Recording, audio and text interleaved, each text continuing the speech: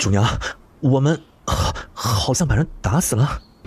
死了就丢去乱葬岗，别弄脏了我国公府的地儿。宋金怡有意识起，听到的第一句话便是这一句。她只觉得自己的身上好像被大卡车碾了一遍似的，浑身疼得厉害。这是什么地方？为什么会这么痛？没死，他没死，主娘，他还活着。好了，别再打了。宋金怡勾引昭儿的未婚夫，实属不该。您如今罚也罚过了，再打下去就真出人命了。不如把他赶出去，自生自灭吧。我当初就是对他心太软，才留下这么个孽种，让他一而再再而三地欺负我的亲生女儿，如今还肖想着昭儿的未婚夫。哼，这个贱种，真是白养了他16年。他以前也是个好孩子，自从昭儿找回来后，他就变得应激了一些。事到如今，宋家是不能再留他了，还是把他送走吧，就当是为昭儿积德行善，别把人打死了。哼，莫林渊没事最好，若是出了一点意外，我绝饶不了他。趴在地上苟延残喘的宋金怡听到莫林渊这3个字，顿时脑中一片清明。这不是他昨天晚上熬夜追的一部小说里男主的名字吗？他心中想到了一个可能，麻了，他真就这么水灵灵的穿书了。宋金怡，他穿成了书中与他同名同姓的恶毒贾千金。就在这时，垂花门处大步走进来一位身着白衫的少年公子。宋顺看到宋金怡的惨状，顿时心疼的快步上前抱起他。金怡，别怕，我带你去治伤。宋金怡只来得及看一眼眼前的少年，便被大量涌入脑海中的记忆冲击得晕了过去。昏迷的宋金怡做了一个很长的梦，梦里是原身这16年的所有记忆。她本是安国公府的嫡女，自幼被全家宠着长大。在这个男女比例严重失调且是女娶男嫁的世界，她作为国公府里唯一一个女孩，自然是千娇万宠的。可是突然有一天，国公府来了个寻亲女孩，她说她才是安国公宋若的亲生女儿，是奶娘将她和宋金怡调换，一番滴血认亲。宋若证实了女孩的言论，将她认祖归宗，改名宋金昭。而宋金怡彻底成了国公府的假千金，被人奚落诟病，只因她娘做下了偷换孩子的龌龊事，连累她也被人嫌恶。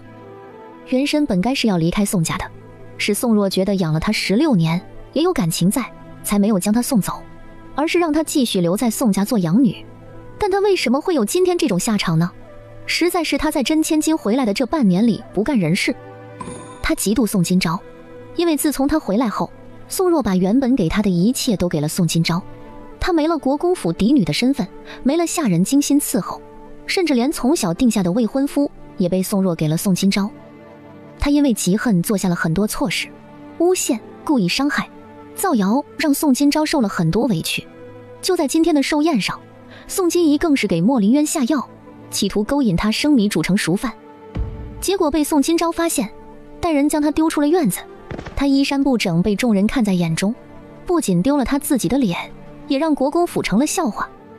这举动彻底惹急了宋若，命人将他按在地上打了50杖刑。若不是有宋顺及时将他带走，宋金怡只怕刚穿来就嗝屁了。绑定成功，种田系统已激活，宿主可根据自己获得的成就或完成系统的任务，解锁相应奖励。目前赠送新人大礼包，可延年益寿，可解百毒，可治百病的空间灵泉1个。后续需宿主行善积德，积累功德，扩张空间版图。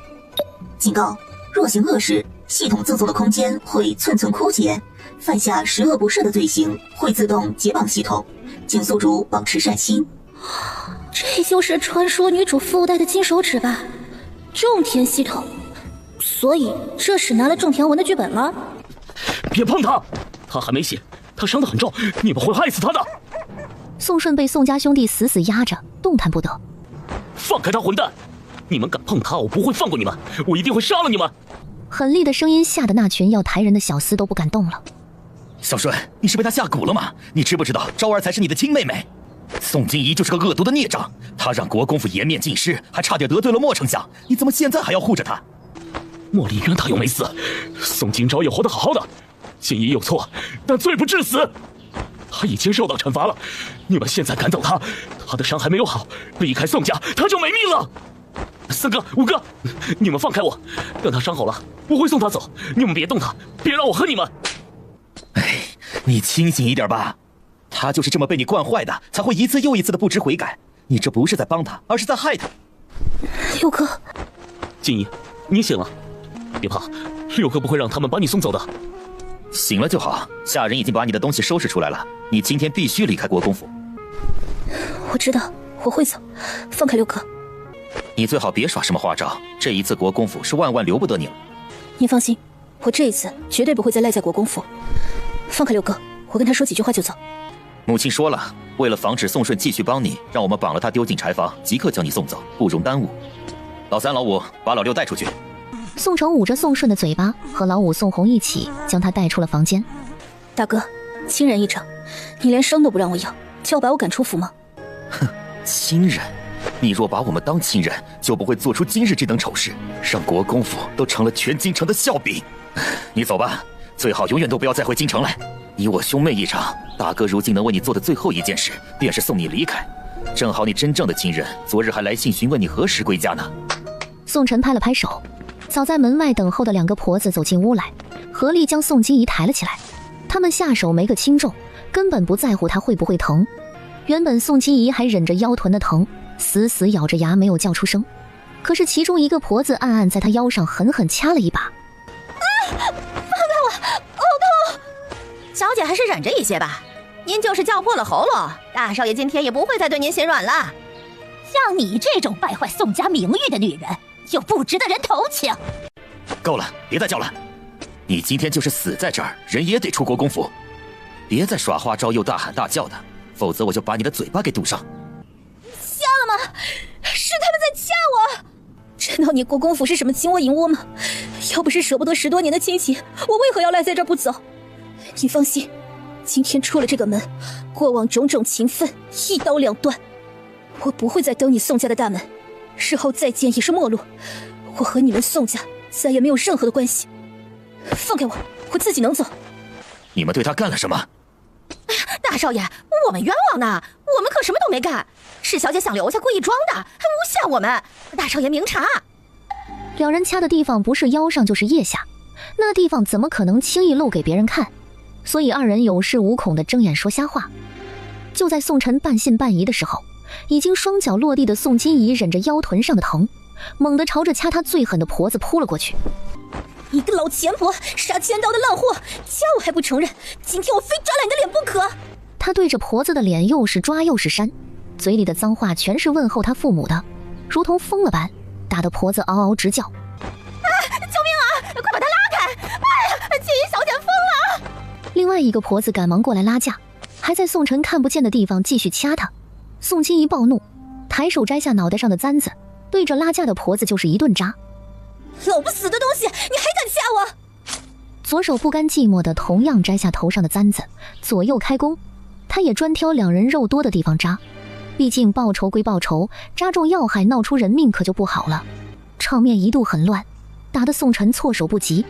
住手，别打了！哎呀，少爷，救命啊！金怡小姐要杀人了！够了，宋金怡，快住手！别拦我，我要打死那2个龟孙儿！宋金怡，你够了！他一把将人甩倒在地。宋金怡，你知不知道你现在就像个泼妇一样？他们伤我，你不去教训他们，反而骂我是泼妇。我就知道你不会站在我这边，所以我为自己报仇有错吗？我马上就要走了，凭什么还要吞下这个调奴给我的窝囊气？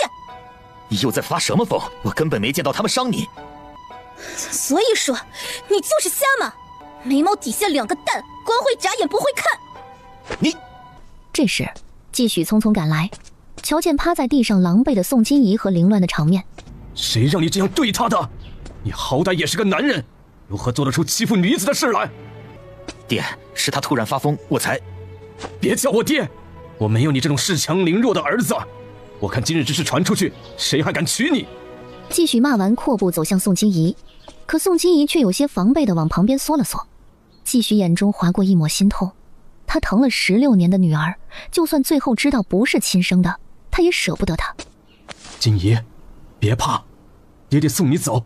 继续说完，动作轻柔地扶起他，眼中全是对他的怜爱与疼惜。爹！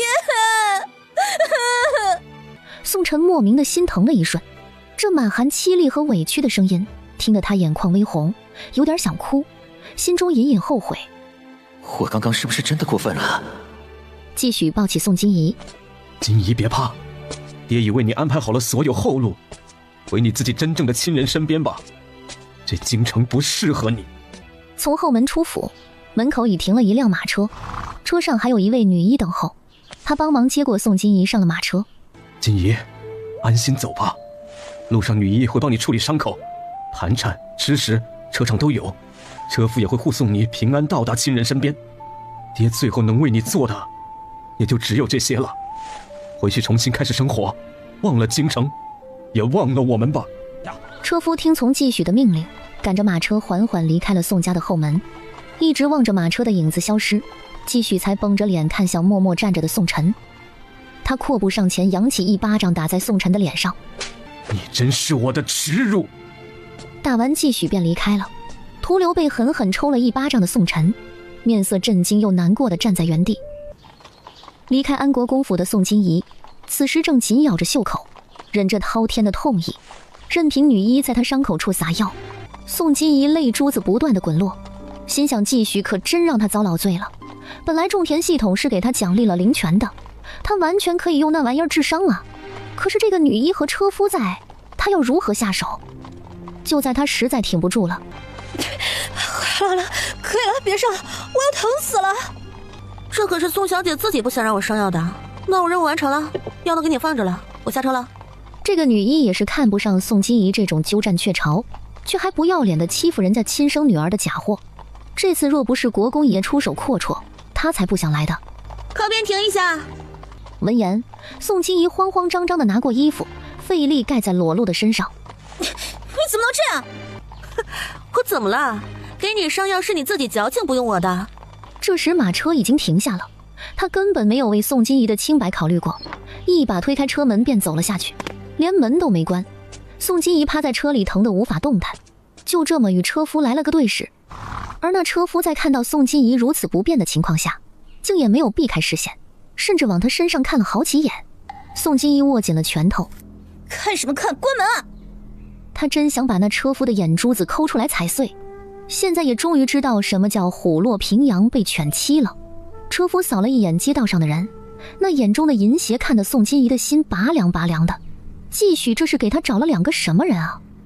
只怕等出了京城，这个车夫就会对他欲行不轨了。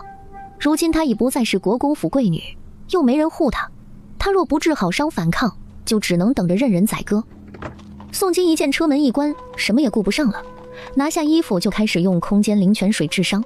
取出灵泉水，一点点地淋在伤口上，果真比那些烂药好用得多，一点也不疼不说，伤口也在慢慢的恢复。哎呦！你要干什么？季爹爹让你送我回家，你却想要对我图谋不轨，谁给你的胆子？啊！你居然敢踢我，还当自己是国公府的小姐呢？啊！你现在就是个假货贱民而已，摆什么大小姐架子？今天我非要好好教训你，让你长长记性。你才……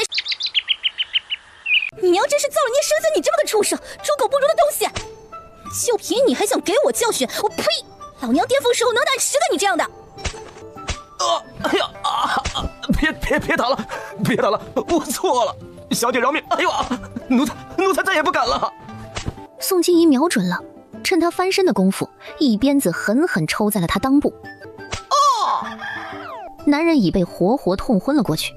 宋金怡扔了马鞭，累得弯着腰呼哧呼哧直喘。歇了一会儿，他才上去又解气地踢了他一脚，整理了一下头发，自己赶着马车上路。京城他是不打算回去了，以后等他飞黄腾达了再回去找场子。他要去边关找这具身体真正的亲人，然后好好研究一下这个种田系统，丝毫没理会车夫的死活。路上他检查了一下继续给他准备的行李和盘缠，摸出一个小箱子时，他以为这里面会装着碎银子，结果打开后，宋金怡震惊继续的大手笔，那竟然是满满一盒50两的银锭子和一些碎银子，最下面还压了一沓银票。这些银子不只够他这一路的路费，也可以用剩余的开店起家了。宋金怡心中很是感动，她回头望向京城的方向，心想以后有机会，她一定要回去看望季许。在她心里，季许永远都是她的长辈。而此时的京城，安国公府的客房内，莫林渊中了迷药，刚刚清醒过来，那药着实烈得很，硬生生的挺过来，差点要了他的命。宋金怡，你最好是已经逃走了，否则我一定要你付出代价。杨默，外面一直守在门口的杨默听到，立马开门进来。公子，您感觉怎么样了？死不了。什么时辰了？宋金怡呢？天刚黑，宋金怡已经被宋家的人给送走了。不过他被安国公打了50棍子，身受重伤，走不了太远。公子要是想追的话，绝对可以追上。送走了？莫林渊活动了一下脖子，心想这宋家人还是很护着宋金怡的，出了事小惩大戒一番就把人送走了，是生怕他醒来后要了他的命吗？回府。是。刚走到门口，便迎面遇见了端着托盘而来的宋金钊。林渊哥哥，你醒啦！我炖了一碗补气血的人参乌鸡汤，你喝一点吧。不了，多谢宋小姐美意，我不爱喝汤。莫林渊并不喜欢宋金钊，可是婚事是自幼便定下来的，他违抗不得。本来他都已经接受了宋金怡，可宋家突逢变故，未婚妻又变成了如今的宋金钊，让他无端的有些反感，好像自己是个什么廉价的东西一样，谁都可以是他的未婚妻。这种感觉让他非常厌烦。今日之事，宋家必须给我们莫家一个交代，否则这婚事也就取消了吧。林渊哥哥，我知道你心里很气，可是这件事是宋金怡一人之过，也幸好是我发现的及时，才没有让错事酿成大祸。如今呢，宋金怡已被我娘狠狠地教训了一顿，打得半死，连伤都没法治便丢了出去，还希望林渊哥哥你能消消气。我敢保证，你以后再也不会见到他了。宋金钊想到他偷偷嘱咐车夫的话，那双人畜无害的眸子里划过一抹不易察觉的狠毒。打得半死？莫林渊扭头看向身边的杨默求证。属下亲眼所见，的确打得很重，估摸着就剩一口气吊着了。莫林渊真没想到宋家下手会这么狠，他以为只是做做样子，然后为了保护他才把他赶走。如今看这架势，恐怕是怕他连累安国公府，所以根本不在乎他离开国公府后是死是活。不管是谁的错，我今日是在国公府受的辱，本公子是绝不可能再嫁进国公府。回去我便对母亲说明，婚事作罢。莫林渊说完，被杨默扶着离开了国公府，任凭宋金朝怎么解释，甚至是恳求，他都不为所动。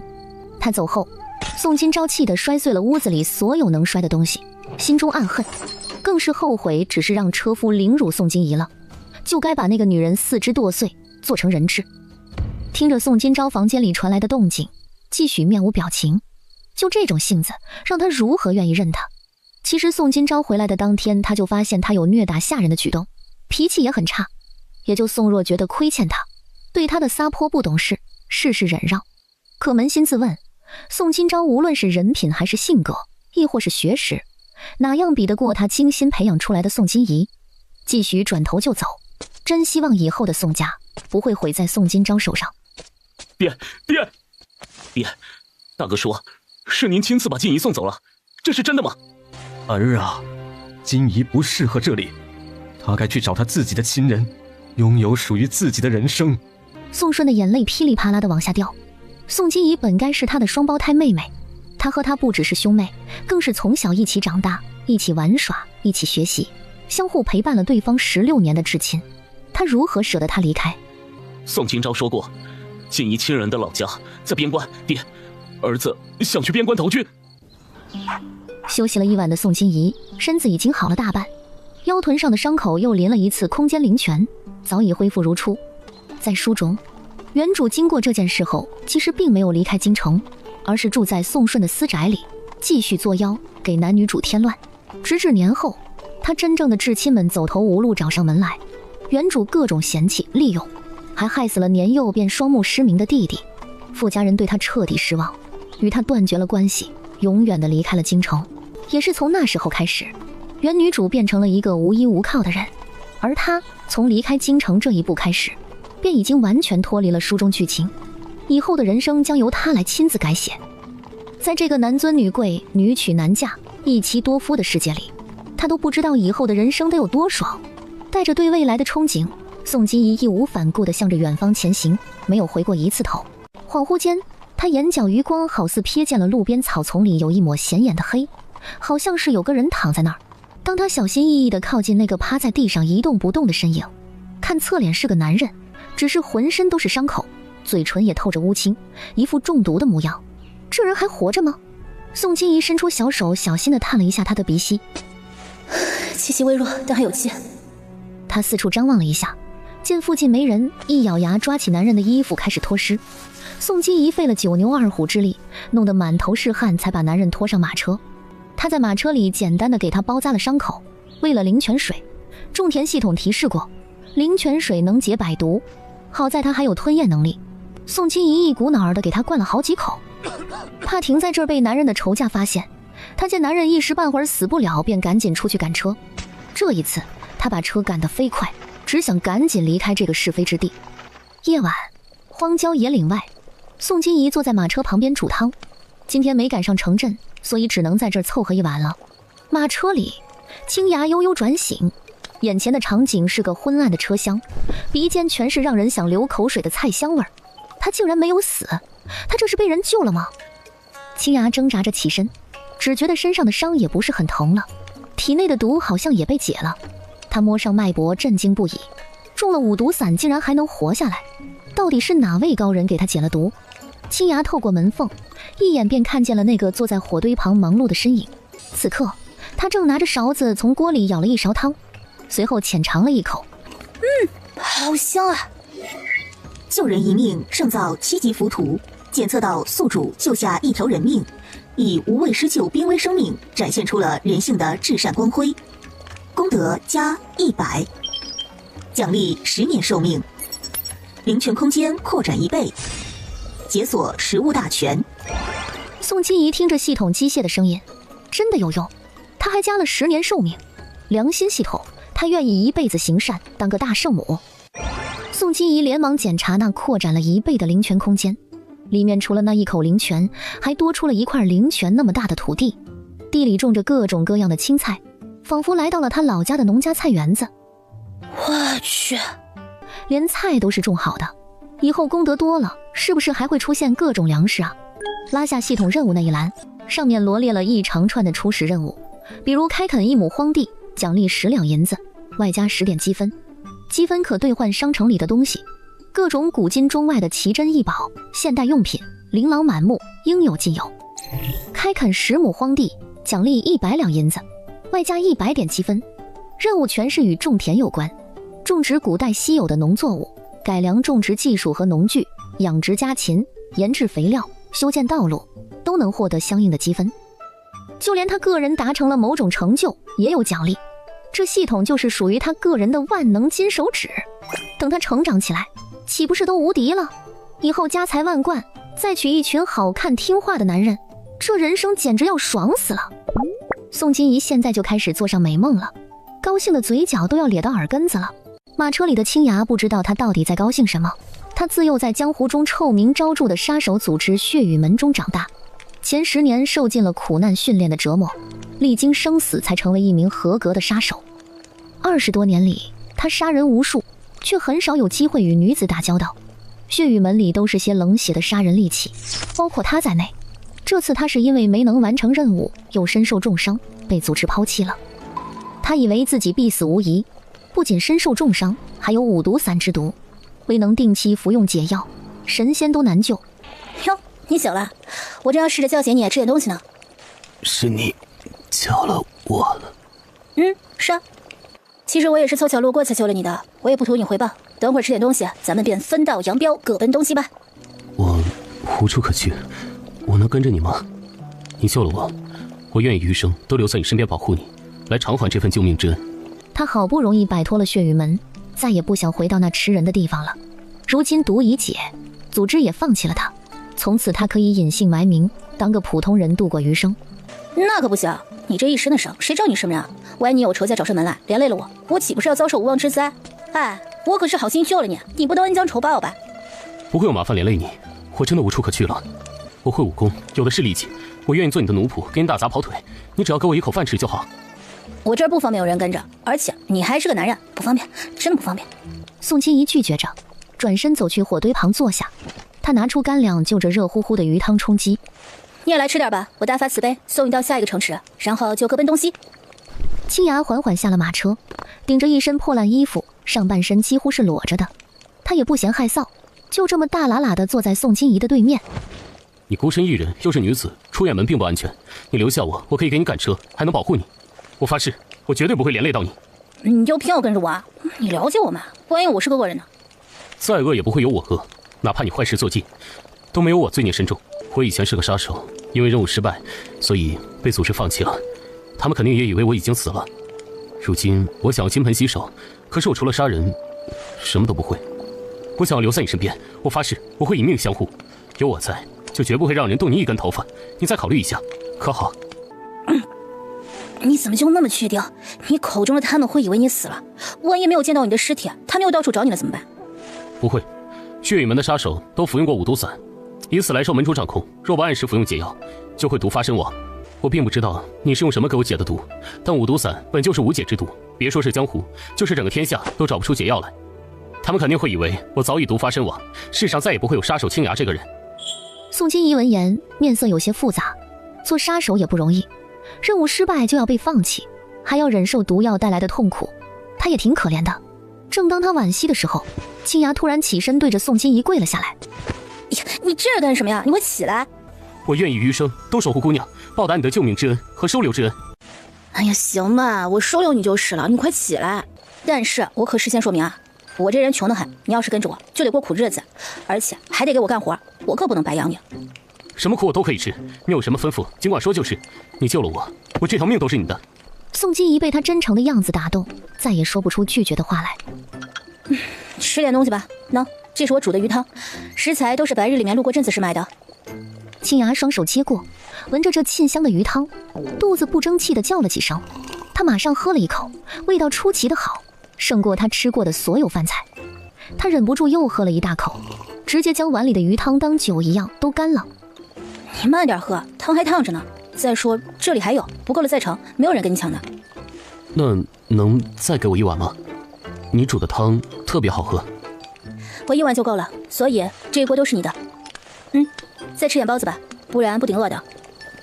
谢谢。等他一顿风卷残云般吃了个半饱，锅里的汤也见底了，10个包子剩了2。青芽不好意思再吃了，怕他嫌弃自己吃的太多养不起。姑娘为何一个人出远门？怎么没有人保护你？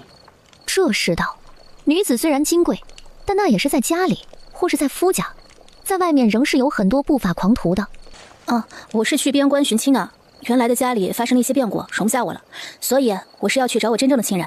我叫宋金怡，以后你就当我的保镖吧，保护我的人身安全，我养你，还给你发工资。保镖？青芽不是很理解这个词。保镖就相当于是护卫，工资就是工钱。我不要工钱，你给我一口饭吃就好。那可不行啊，我说给就是要给的。我救了你，现在要求你给我打工，给我当保镖，算是偿还了这一份救命之恩，所以工钱还是要给的。哎呀，听我的吧，你就别推辞了。青芽沉默了一瞬，只好点头应下。好了，收拾收拾，我们在这儿歇息一晚，明天一早就出发。宋金怡起身麻利地收拾锅碗，青芽主动起身帮忙。当他来到他身边，当一身男性气息逼近，宋金怡才发觉这人的衣服都破了。那个，火车上也没有男子衣服，你先披件我的衣服吧，等到了下一个城镇再去给你买几套。他的目光忍不住在他饱满的胸肌和块块分明的腹肌上流连。嚯，这男人不愧是练武的，身上的肌肉饱满又结实，好想摸一摸捏一捏。青芽也没有嫌弃这是女人的衣服，接过后随手披在身上。可是他块头太大了，足有1.9米的个子，肩膀宽厚的如同一个衣服架子，哪怕这件衣服是宋金怡的外衫，也根本穿不下。我车里还有被子，要不你裹着被子吧。没关系的，我不冷。习武之人有内力护体，即便是寒冬腊月也冻不着。只是现在鼻尖全是宋金怡身上的香气，让从没接触过女子的青芽心跳不住的加速。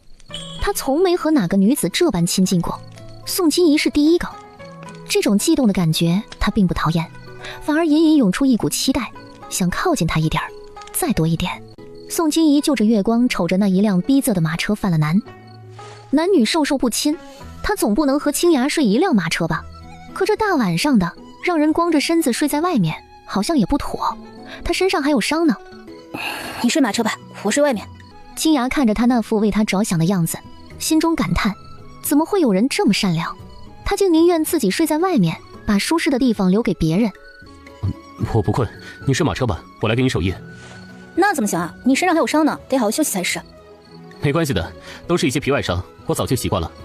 你着急赶路吗？我认识边关的路，你睡你的，我来赶车，好早一点帮你寻到家人。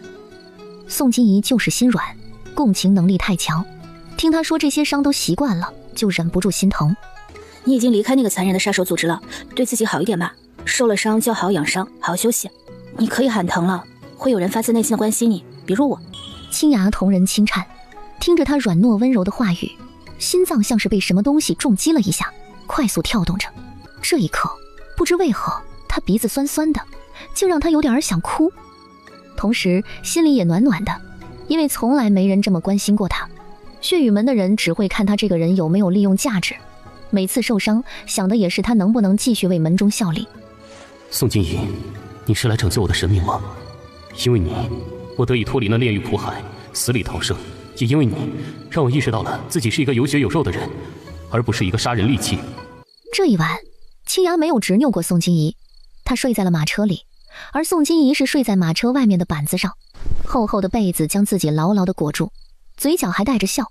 青芽不知道她在笑什么，只觉得她是善良的过了头。只有宋金怡知道系统播报的声音是多么的美妙。检测到宿主收留失业人士，以慷慨救赎迷途之人，展现出了人性的至善美德。功德加50，奖励寿命5年，空间扩增5米，解锁药方大全。多美妙的声音，怎能不笑？再次睁眼，宋金怡是睡在马车里的，被子还裹在身上。宋金怡推开车门，就瞧见了青芽光着上身在给马儿喂草料。睡醒了。这一幕很有老夫老妻的感觉。宋金怡恍惚了一瞬，瞅着那诱人犯罪的腹肌，她狠狠地咽了一口口水，真是赤裸裸的勾引。她那颗躁动的心又开始蠢蠢欲动了。买衣服，赶紧买衣服，要不然她迟早色心大发扑过去。我怎么睡车里了？青芽多敏锐的观察力呀！她那涩涩的目光和害羞的脸都被她看在眼里。她竟不知宋金怡竟然喜欢看她的身体，看来自己也是有些吸引她目光的资本的。我起来的时候把你抱进去的，早上有点冷，担心你会冻着。我是隔着被子抱的，我发誓绝对没有轻薄过你。我知道了。那马喂完了吗？我们上路吧。赶快到下一个城镇，给他买一身衣服才是要紧的，不然他迟早没出息的被他勾引到流鼻血。我去摘了一些野果子，我尝过了，是甜的，你要不要吃几个？这是山里猴？原来这野果子叫山里猴吗？我只知道这果子挺甜的，一到初秋便经常能在山里见到。宋金怡把那些果子都收了起来。它也叫山里猴，或者是野山楂，很开胃的，有消食化积、促进血液循环的功效，不仅可以生吃，也可以用来泡酒。等以后有机会了，我就用它来泡酒给你尝尝，味道很特别，很好喝的。好，我等着。上车吧，我来赶车。还是我来赶吧，你这样子被人看到影响不好。等到了下一个城镇，给你买了衣服换上，再由你来赶。哎呀，快上车吧，别磨蹭了。青芽无奈，只能听话的上了车。宋金怡关好门，轻轻挥舞着马鞭开始赶路。她嘴上也没闲着，把那一捧山里红放在怀里，一边吃着，一边查看灵泉空间。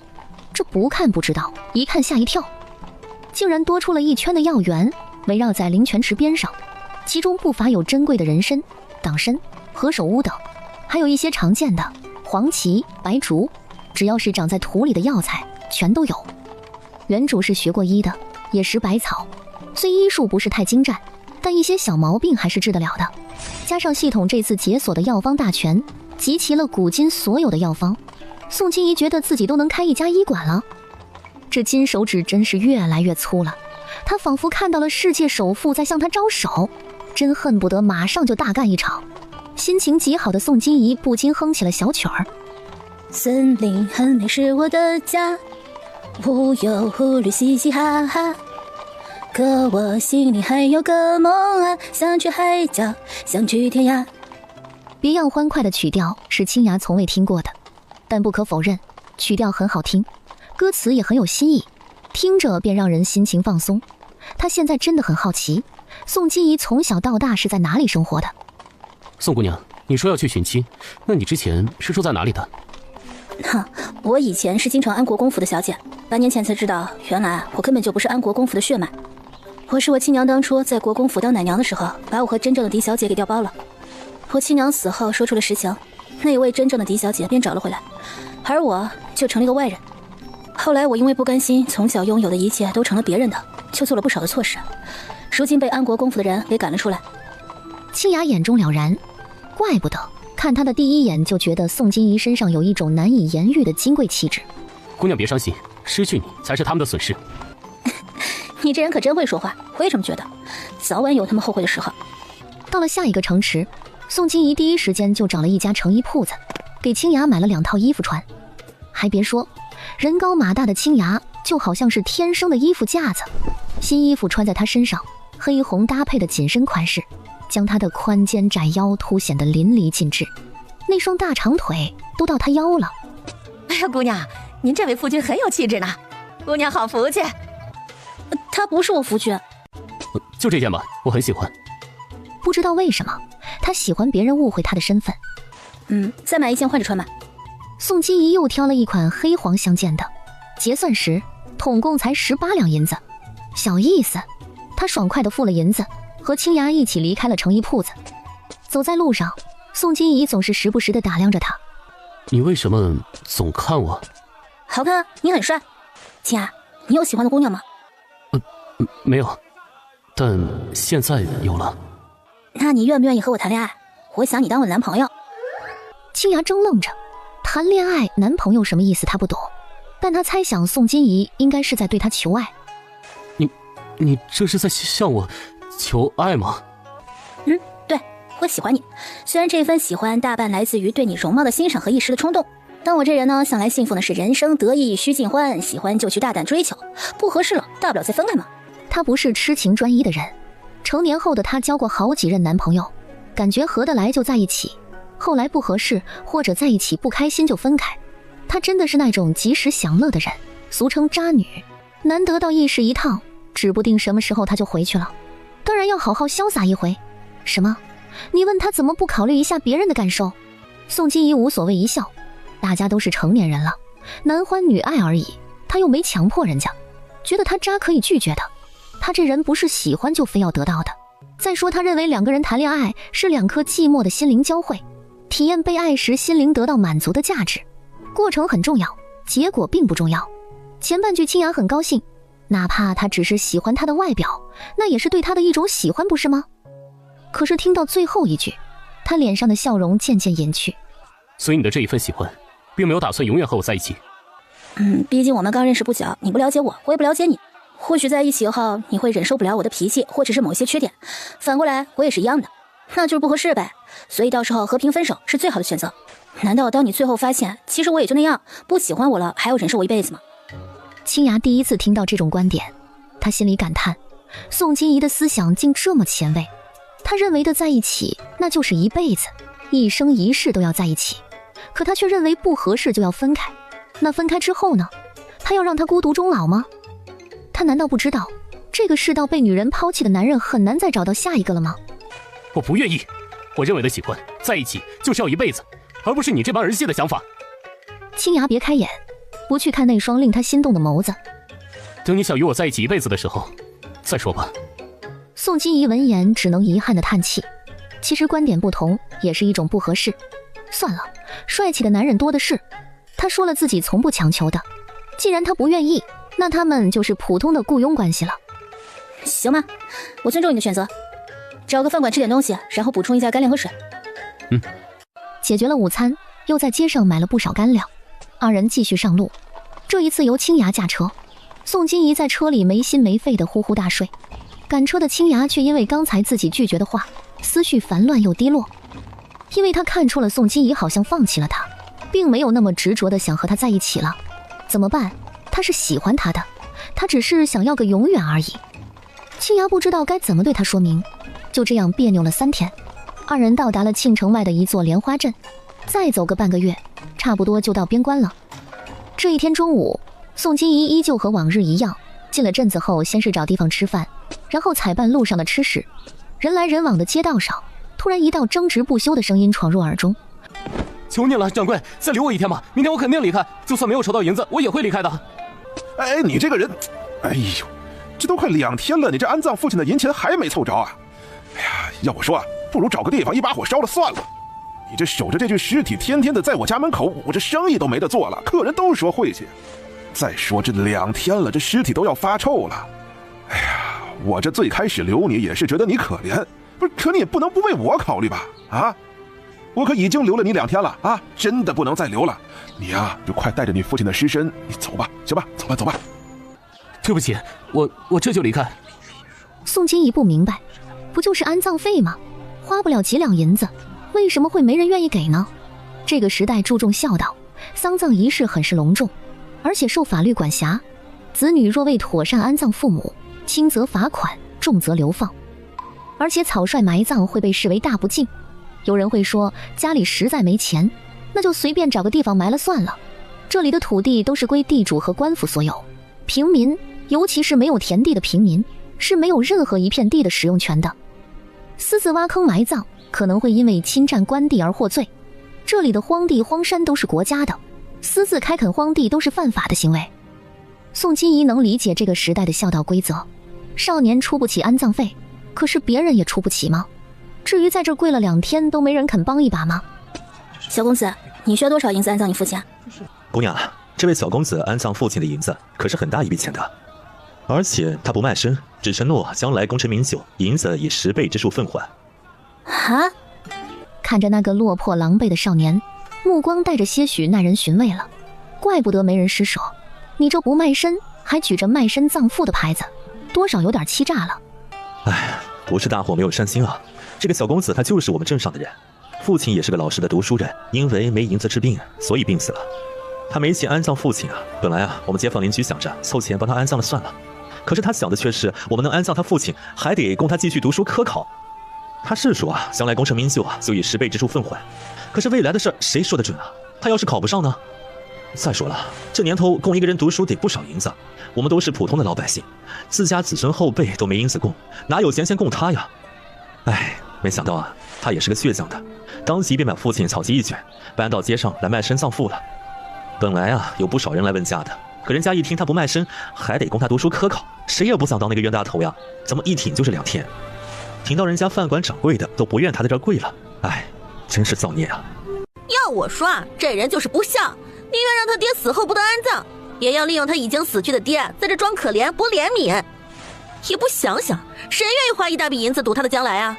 而且他那个爹考了多少次了，都没能考中举人，一辈子都是个秀才，家里穷得叮当响，还不想放弃做官，一点都不为后代考虑，自私又自利，儿子又能强到哪儿去？就是，都2天了，他这个性子还真是倔啊。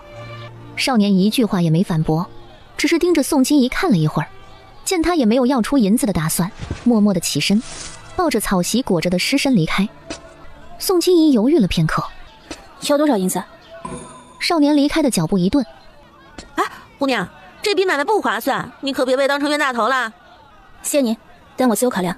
说完他又问一遍，安葬你父亲加上你读书科举要用多少银子？200两。昨天我听着还是100两，今天看这位姑娘穿得好，她就狮子大开口了。有求于人还看人家价，这人莫不是长了800个心眼子？哎呦，他要是没心眼子，能利用他爹的死，朕这么一说，这人啊都自私自利到极致了。姑娘放心，我绝对不会辜负姑娘的善心，10年之内我定会还你的银子。宋金怡垂下眼睫，200两银子他有，花点钱就能获得功德，扩展空间，增加寿命，这钱花的就不亏。他在心里说服自己，他要的是做好事，赚功德，不是少年的回报。好，200两银子我给你。白秋池这辈子都不会忘记恩人的这一抹笑。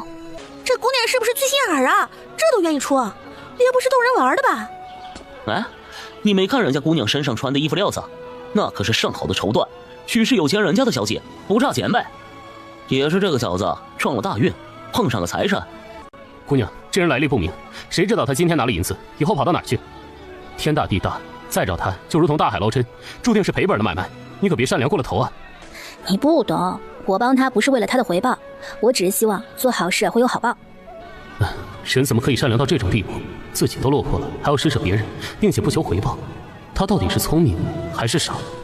宋金怡当场便拿出银票来递给他，众目睽睽的。宋金怡怕他遭遇小人抢夺财物，便帮他一起买了棺椁，礼数周全，风风光光地安葬了他的父亲。少年父亲的墓前，他跪在宋金怡面前，规规矩矩、恭恭敬敬地磕了3个头。多谢恩人，我叫白秋池，敢问恩人姓名，家住何地？待来日就是出人头地，定不辜负恩人今日之善举。我叫宋金怡，你知道个名字就够了，其他的你不必知道。我说过不求你的回报，未来呢，希望你能得偿所愿，真的出人头地，光宗耀祖。宋金怡扶起他，把剩下的170多两银子都给了他。收好了，现在不少人都知道你身带巨款，别让贼人给偷了去。恩人大恩大德，就是一辈子都不会忘。请恩人记住我的名字，终有一天，恩人一定会从旁人口中听到白秋池这个名字。届时，恩人若有难处，随时都可以来找我，秋池定当竭尽全力报答恩人的恩情。你就这么自信，自己一定可以名动天下？对，我就是自信，因为他身上流淌着大梁国最尊贵的血脉。行吧，你有这个自信也是好事，咱们就此分别吧，日后有缘再见。秋池会日日为恩人祈福，愿恩人长命百岁，平安喜乐。谢谢。宋金怡说完，上了马车，由清雅赶车重新回到了莲花镇，而白秋池拜别了父亲，也踏上了前往京城的路程。就不后悔。200两银子就这么打了水漂，他是真舍得啊！为什么要后悔？检测到宿主帮助贫困人士，以慷慨救赎落难之人，成全了他人的孝道，并且不求回报，展现了人性的至纯至善。功德加100，奖励10年寿命，空间扩增10米，解锁草本植物大全。脑中的系统面板上多出了一栏草本植物大全的书籍，用意念点开这本书，里面全是各种植物信息与名称，还带搜索功能，简直绝了。上2次系统给的奖励是食谱大全和药方大全，一个包含世界各地的名菜食谱，一个里面全是中药方子。看看，这就是做好事的回报。有这东西，谁还在意那200两银子啊？再看灵泉空间里扩增了10米，多出了一排各种各样的果树，天南海北的水果都包含其中。灵泉空间实现了他的水果自由。宋金怡开心地咧开嘴，这就是开了挂的人生啊，爽！清扬完全不知道他在笑什么，只觉得这姑娘可能是真的傻了。待掌柜的把饭菜端上来，宋金怡早就饿了，她拿起筷子大快朵颐起来。不错。今晚我们就在这里住一晚，明天早上再赶路，一会儿了就去找家客栈。一顿风卷残云，吃饱喝足后，宋金怡付了银子，两人在掌柜的推荐下去了镇上的一家客栈歇脚。没有劫到白秋池那小子，只能打这位富家小姐的主意了。随手就能拿出200两银票啊！那女人身上一定还有很多钱。嘘，快点把迷魂香点上，别磨蹭了。先说好啊，咱们只偷财，不许对人家姑娘劫色。哎呀，知道了，真磨叽。你们偷过多少银钱？分我一半。被发现了，麻子，快跑！青牙不屑的冷哼，脚尖捻起地上的一根香，猛地朝着逃跑的麻子射去。他向前一扑，惨叫着从楼梯滚了下去，连带着撞到了前面逃跑的那一个。两个人人仰马翻的一起滚下楼梯，叫声太大，惊醒了客栈之中的伙计、掌柜和客人，就连宋金怡都被喊醒了，迷迷糊糊的坐起身，心想：什么情况啊？大半夜的，谁叫的这么惨？打开门，却不想看到了青牙站在他门口。怎么回事啊？来了2个小偷过来偷你的钱，被我抓了个现行。他们匆忙逃走的时候，从楼梯上滚下去了。小偷！我倒看看是哪2个不长眼偷到老娘头上来了。宋金怡快步下楼，掌柜和小二已经把2个小偷给堵住了。好几个刘三子儿、猪麻子偷钱偷到我这儿来了，我看你们是活够了。掌柜的一脸怒容，手上左右开弓，啪啪往2人头上招呼。哎呦，别打了，别打了，我们错了，我们再也不敢了。哎呀，这等天亮了就送去官府报官吧，小偷小摸的最可恶了。别报官，别报官，我们什么也没偷到啊，我们知道错了，再也不敢了，求各位大爷网开一面，放过我们吧。嘿，没偷着你们就没错了啊！这让你们偷着了，现在哭的不就是我们了吗？出门在外呀，谁都不容易，你们有手有脚的，不想着怎么去赚钱，就当小偷，坐享其成的，就该让官老爷狠狠打你们一顿。姑娘，您是好人，大善人，求您再发个善心放过我们吧，我们以后一定改。对，姑娘是观音转世，有怜悯众人之心。求您看在我们也是生活太过艰苦，逼不得已，实在是没钱了才走上这条路的呀。求您网开一面，别送我们去官府。好啊，我不会送你们去官府。他这话一落，两个小偷顿时眼睛一亮，以为有戏，连连谢恩。姑娘，这心地太善良不是件好事儿，他们可是小偷呢。今儿你放过了他们，明天就还有别人遭殃。我话还没有说完呢，我不会送你们去官府，因为我明天还急着赶路。但是我得打你们一顿出了气才行。你们两个狗东西，偷钱偷到老娘头上来了，是谁给你们的勇气啊？你以为老娘是好惹的吗你？老娘的钱是大风刮来的吗？都被抓脏了，怎么还有脸求我放过的？我打死你们两个贱男人！这哪是姑娘啊，这分明就是只母老虎啊！这以后哪个男子嫁了她，可有的磨了。太可怕了，以后坚决不能惹女人。七雅也被宋金怡彪悍的样子惊到了，她再也不觉得宋金怡是个柔弱女子了。最后一巴掌呼上去，宋金怡打累了，也骂累了，双手叉腰，呼哧呼哧直喘。不知为何，这个样子的宋金怡格外的吸引青雅，她真是越来越喜欢宋金怡的这种性格了。再看刘三儿和猪麻子，那个脸都快被抓成丝了，二人都无比后悔来求宋金怡，换个别人求，没准就不会挨这顿挠了。各位，我气出完了，他们俩怎么处置就交给你们了，该报官报官，不能让这种混蛋继续祸害别人。走吧，回去继续睡觉。青牙听话的跟在他身后走了。这姑娘啊，也太深情了。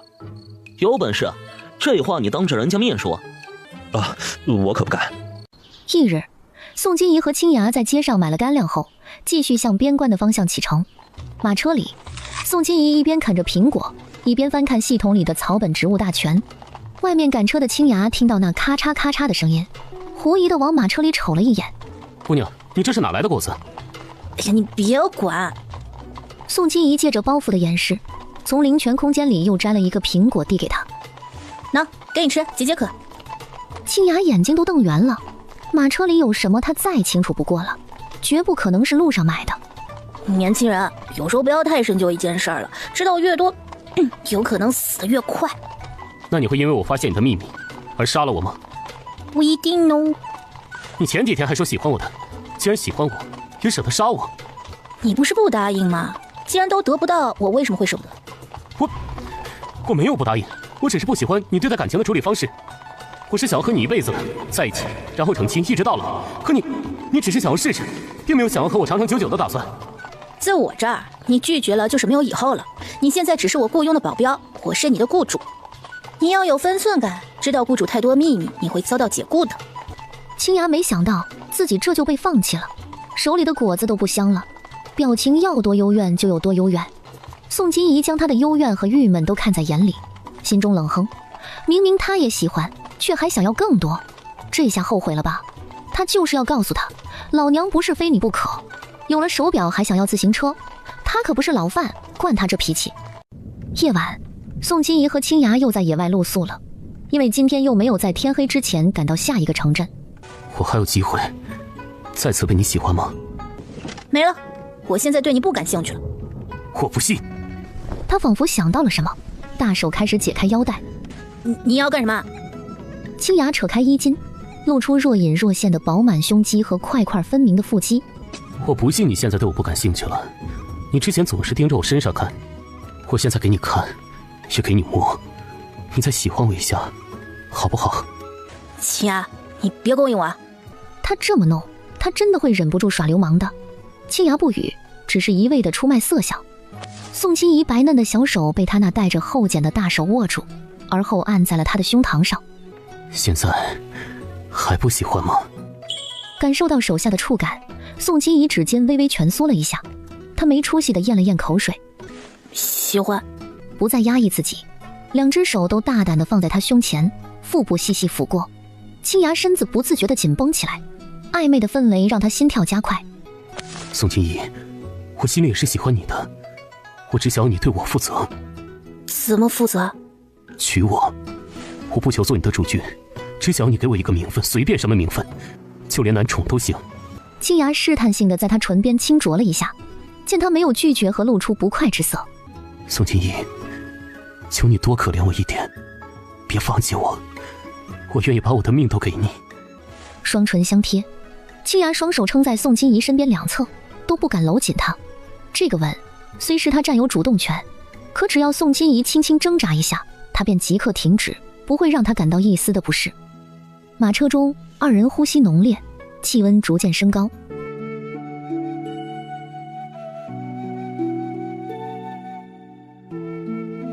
清晨，宋金怡醒来时，马车里又剩他自己一人。他衣服完好的穿在身上，昨夜只是摸摸腹肌，亲亲小嘴而已，没有做更出格的事情。而且光宋金怡占他便宜了，青芽一直任他为所欲为的。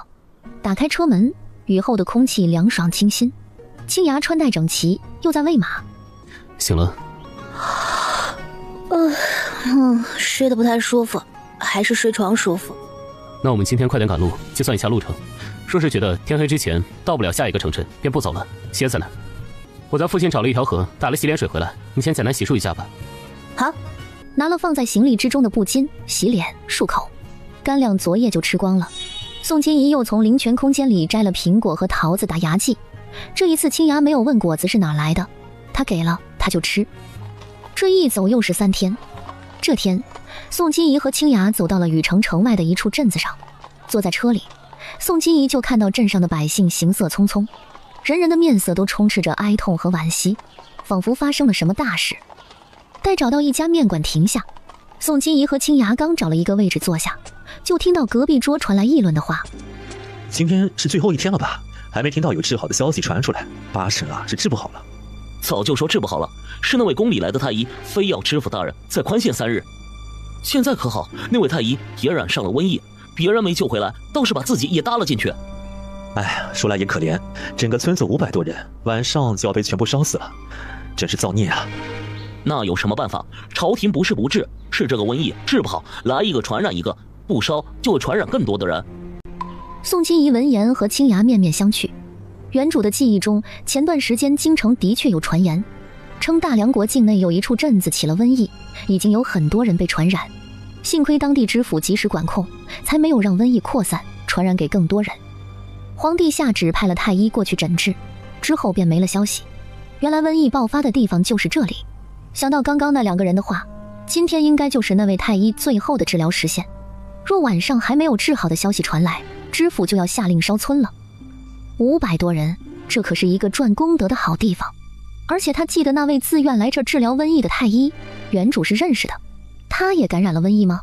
原主和那位太医师出同一人，相识一场，怎么也要去救一救。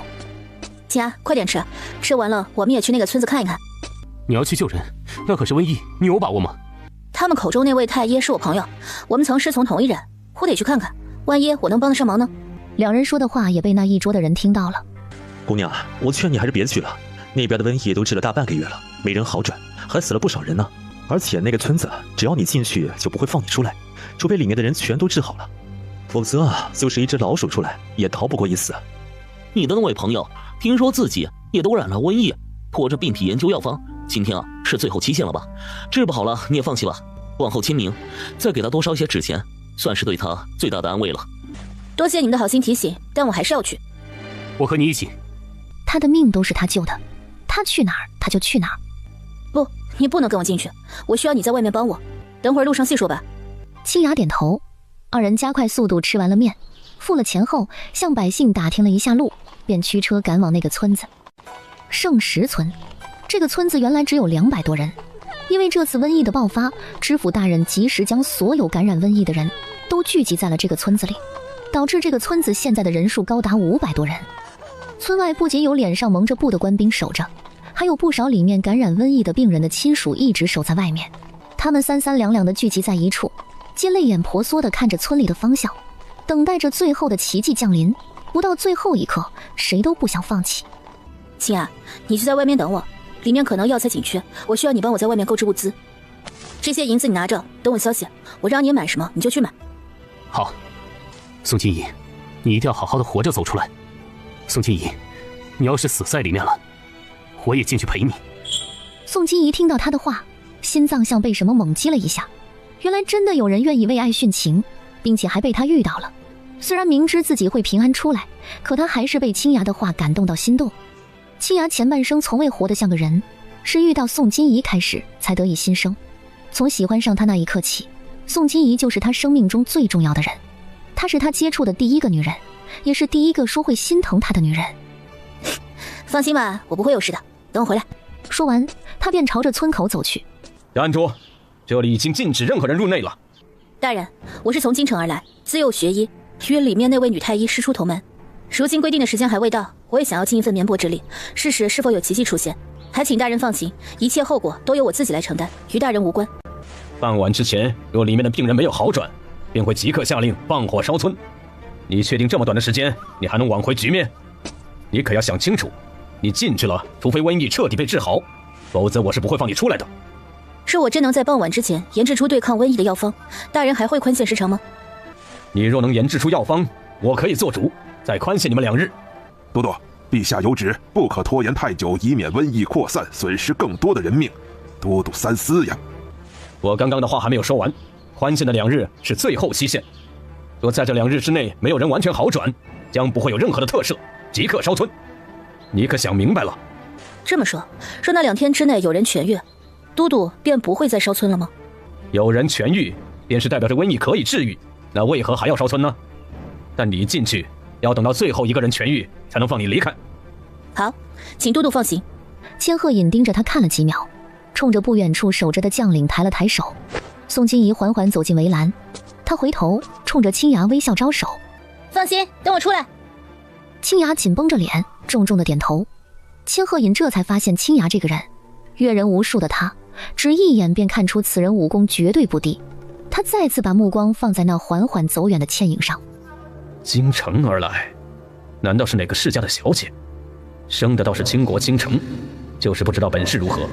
若傍晚之前依旧没有消息，就可惜了这么一个年轻貌美的姑娘。宋金怡走了好一会儿才看到有人影，原来大部分病人都被安置在了晒谷场的窝棚里。想来也是，只有200多人的村子，哪有那么多的房间容纳500多人啊？又有人进来了，居然还有人愿意进来。宋金怡，你怎么会在这里？我不来，谁还能救你啊？你都快要被烧死了。救我？你是奔着季秋浩来的吧？没想到啊，你对他用情至深啊！这里这么危险也要跟进来，只可惜你来错地方了，我们只怕都难逃一死。季修浩，宋金怡听到这个名字愣了片刻。他曾经也是原主的未婚夫之一，更是书中女主的男人之一，太医院院守之子。宋金钊回来后，这些未婚夫都是他的了。我不知道他在这儿，我真的是奔着你来的。跟我说说这个瘟疫都有什么症状吧，没准我能帮得上忙。你的医术都不如我，你能帮上什么忙？不要灰心，我虽然医术不如你，可阅历比你丰富啊，没准我还真有法子呢。阅历？你才治过几个疑难杂症，就敢在这里称阅历比我丰富？真是说大话也不怕闪了舌头。还有，离我远一点吧，我也感染了病症，会传染给你的。宋金怡，你真不该来这儿的。转身朝着晒谷场走去。此阅历非彼阅历，我的意思是，我看过很多古老的医书孤本。我虽然没有治过几个病人，可我记得对症药方啊。你知道的，我以前可是安国公府的掌上明珠，府里父兄宠我入骨，他们可给我搜罗过不少的医书孤本，我都是过目不忘，记在脑子里了。我真的能帮得上忙的，不然我也不会冒着生命危险进来呀。你不会真的以为我会为了一个男人把自己的生命当儿戏吧？安澜音有点被他说动了，他的话也不无道理。你怎么会出现在这儿？宋金怡，这里不是胡闹的地方，你知不知道进来这里可能会没命的？赶快出去，趁着你还没有接触这里的病人，没有感染病症，赶紧离开这里。你就说你是安国公府的千金，千总都督会网开一面放你离开的。季修浩，我是来帮忙破解瘟疫的，不是来捣乱的。你医术不如我们，也没有治病的经验，你留在这里也无用，快回去吧。我都已经进来了，你口中的千总都督说过，进来后除非这里的人都好了，否则一个也不会放出去。他答应我，只要研制出药方缓解瘟疫症状，就会多给我们2天时间。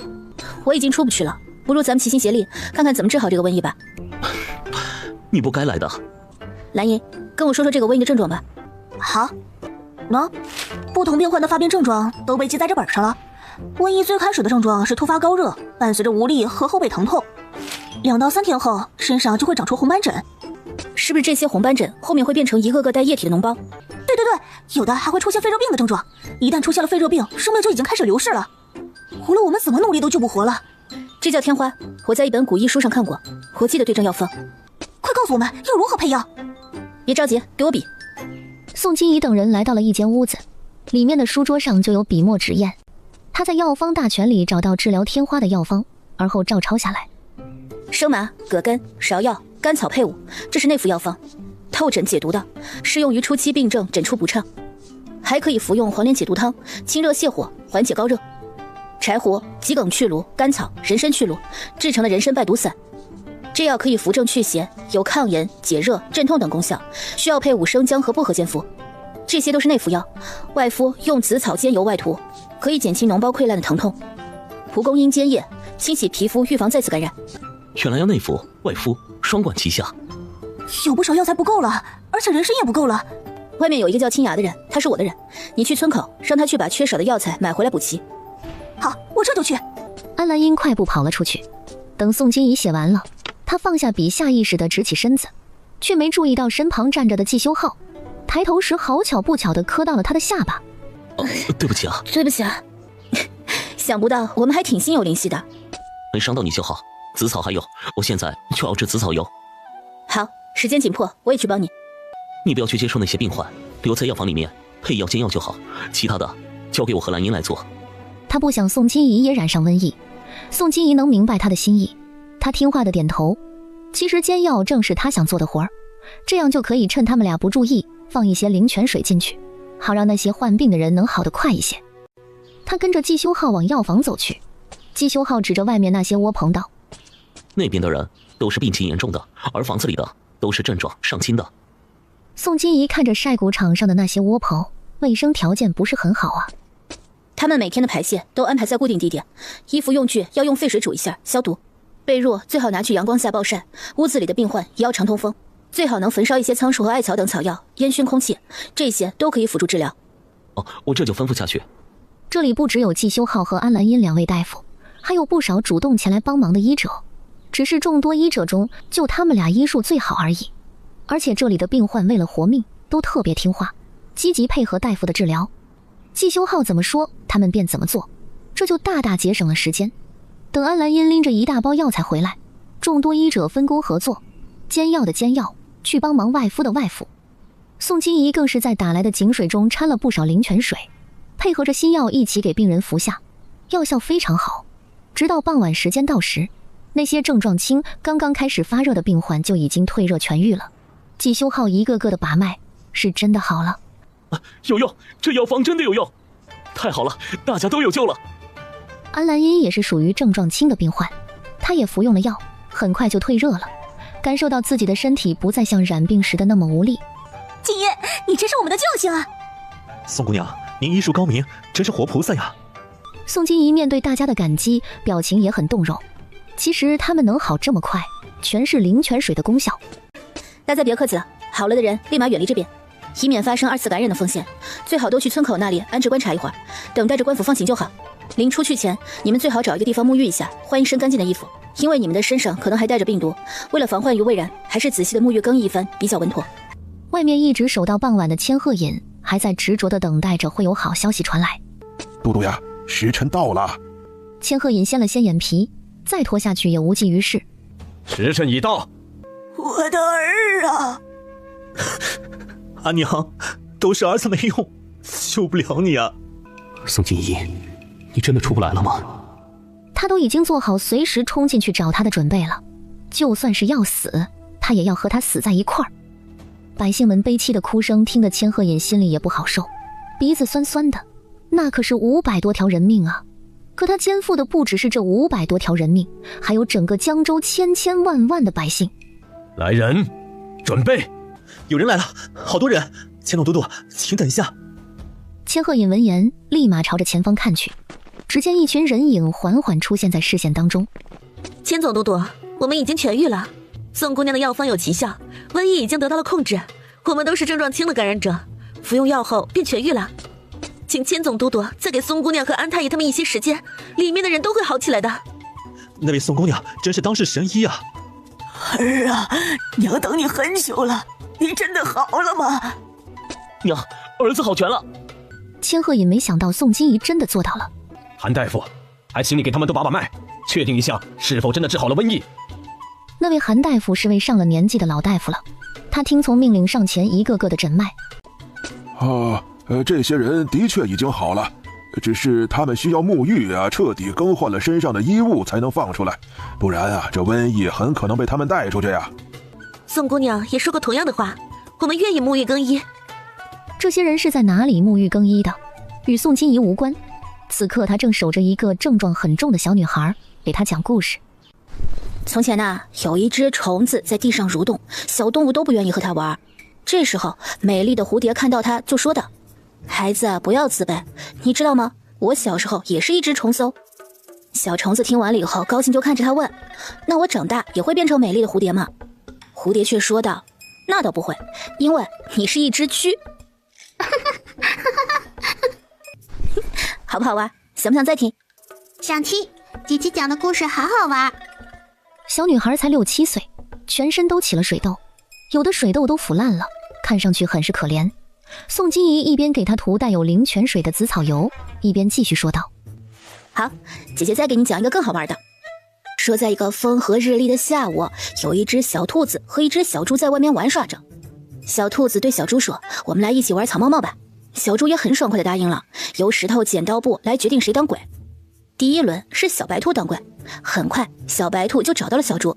等玩到了第23轮的时候，时间也到了傍晚。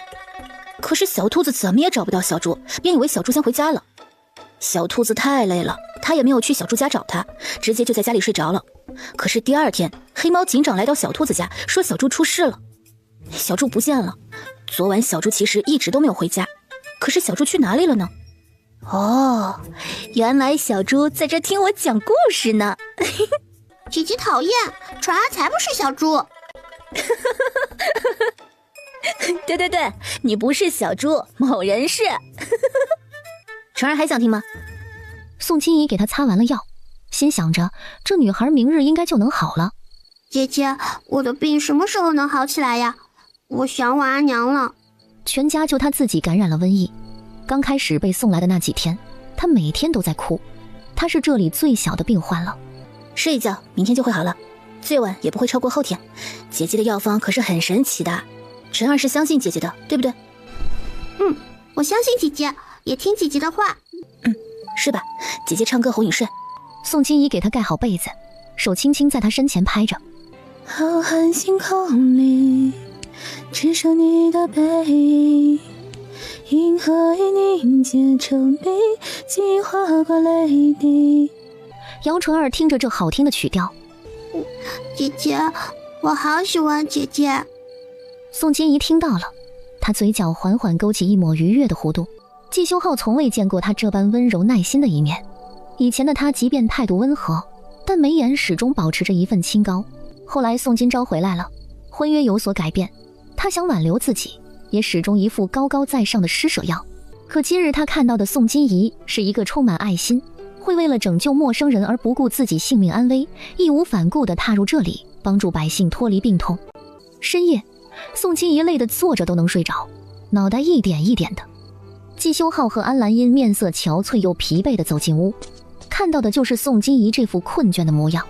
眼看着宋金怡的身子已经支撑不住，而她面前就是桌子，这要是塌下去，脑袋一准磕到桌子上。季修浩眼疾手快地大步过去，伸手一把接住了她的头，用自己的手托住了她的脸颊，放在桌子上。宋金怡迷糊间抬起双手，连带着季修浩的手都被他抱住，当作枕头枕在了脸下。季修浩怔住了，不知道该怎么办好，把手拿出来怕会吵醒他，可是不拿出来两人的姿势又太过暧昧，他就这么纠结地站在那儿。安兰英见到这一幕，她眸色一暗，她刚才那下意识接住他的动作就已经证明了季修浩的心里是喜欢宋金怡的。他们从小一起长大，一起学习医术，他一直以为季修浩是讨厌宋金怡的，后来宋金仪被爆出是安国公府的假千金，他以为自己有机会了，那个宋金朝连宋金仪都比不过，如何比得过他？可是直到今天，安澜音才明白，即便宋金仪是假千金，即便没有宋金钊，他安澜音也走不进季修浩的心。我累了，先去休息了，你也早点休息。哦，你去吧，我来照顾他。照顾？他一个健康的人，睡个觉而已，用得着你来照顾？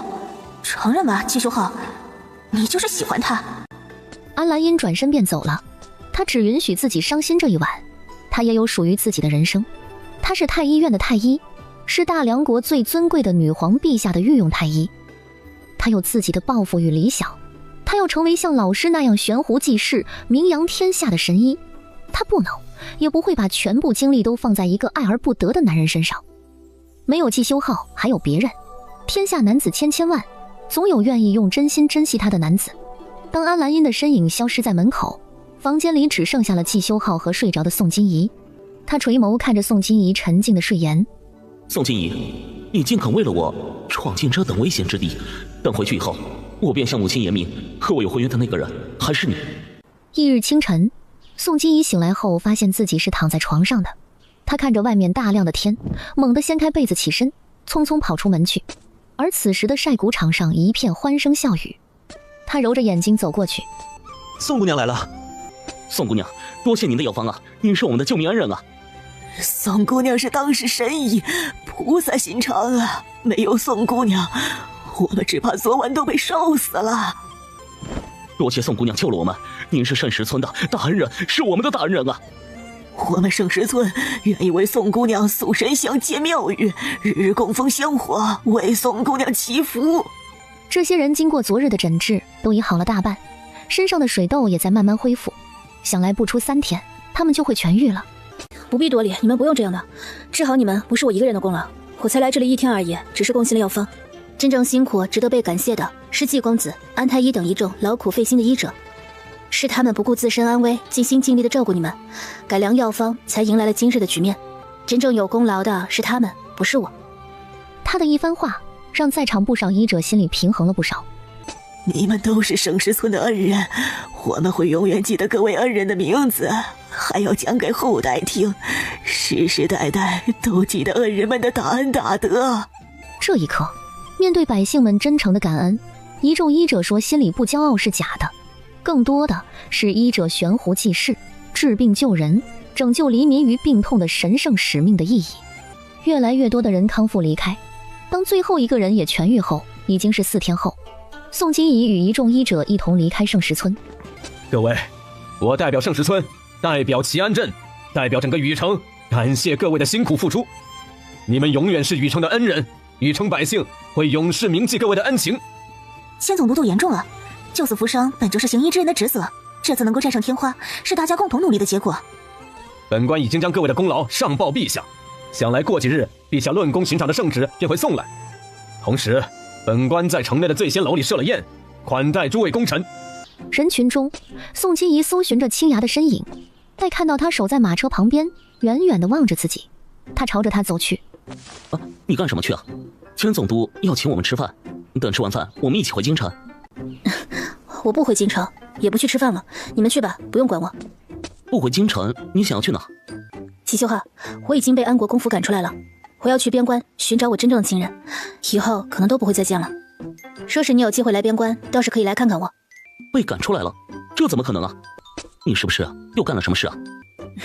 也没什么，就是在宋家寿宴上给莫林渊下药，想要办了他，结果被宋金钊发现了，我就被赶出来了。季修浩都不知道该说他什么好了，就连一旁的安澜音都不禁对他竖起了大拇指。你是真勇啊！不过莫林渊竟然让他活着出了京城，他也挺反常的。不远处的千鹤隐听了他的光辉历史，也不由得侧目而视。没想到挺活泼漂亮的小姑娘竟然做得出给男人下药这种下作手段。季修浩，你以为我是为你而来的？其实我真的是路过，我都不知道你在这儿。听百姓说安澜音对瘟疫束手无策，我才去的圣石村。以后我不会再纠缠你们了，你可以去找你真正的未婚妻宋金钊去了。宋姑娘，赶路也不急这一时啊，吃完饭再走吧。你可是这次治好瘟疫的重要功臣呐。不了，多谢千总督督的好意，我那份功劳都给季公子和安太医吧。谁要你给啊？我又不是没有功劳。多领一份功劳，下次有机会再见。你要请我吃饭啊？少女笑容开朗明媚，像一抹太阳，感染着安澜音的心绪。宋金怡真挺心大的，一点也没有被曾经的家人赶出来的忧伤和怨恨。看她这个状态，好像还挺开心的。宋金怡来到马车旁，整整5天的等待，青芽一步都没有离开过这个村口。此刻看到她完好如初的走出来，思念如潮水般涌出。青芽弯身将她搂进怀里，真真实实的感受到她的体温和身上独有的味道，心里都是踏实的。追过去的季修浩眼睁睁地看着他被一个陌生男人搂进怀里，脚步顿时停在了原地。他眸色一暗，看来不管在哪儿，宋金怡身边都从不缺男人，那他又何必上去自讨没趣？季修浩最后看了一眼宋金怡的背影，黯然神伤般转身离开。好了，我们赶路吧。好。随后松开他，扶着他上了马车。青芽牵着马车离开人群。安澜音不想看到季修浩伤心的样子，他快步追了过来。宋金怡，你不要季修浩了吗？他从未疏于过我，何来我不要他之说？可他心悦你，你这就不喜欢他了吗？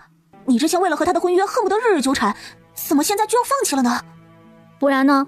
我现在在京城都快要人人喊打了，我是万人喜爱，更何况与他有婚约的是宋金钊，不是我强求就能强求来的，所以我放弃了。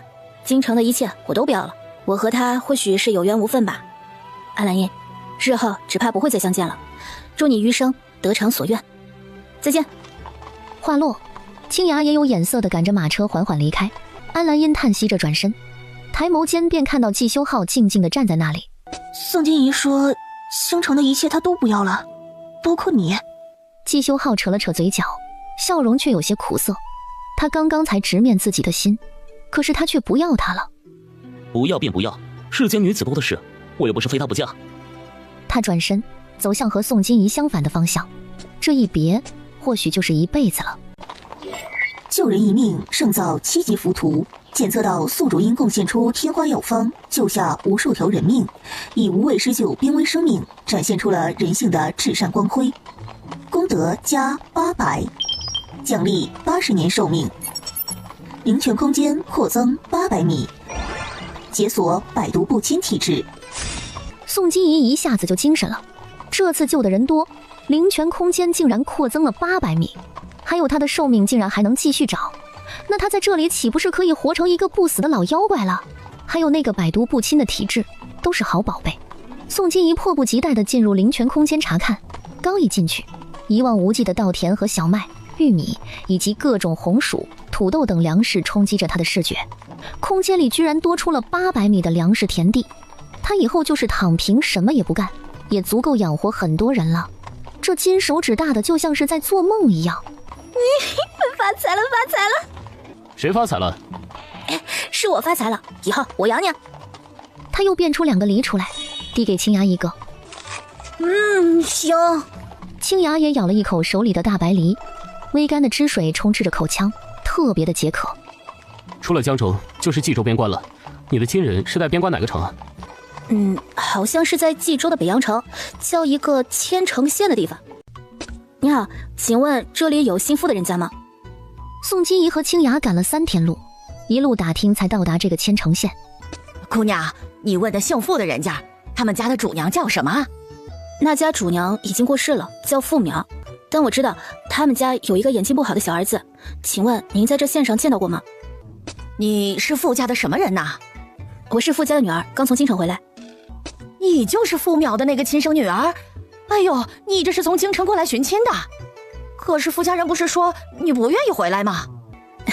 之前是有一些事情耽搁了，才没有及时回来。更何况我总要见见我真正的亲人是什么样的呀，不可能一辈子都不回来的。看来主娘应该是知道我的家人住在哪里，能否麻烦指个路？知道，就前边那个路口往里拐，有一家叫49哥的酒馆，就是傅家。你要是早回来一点就好了。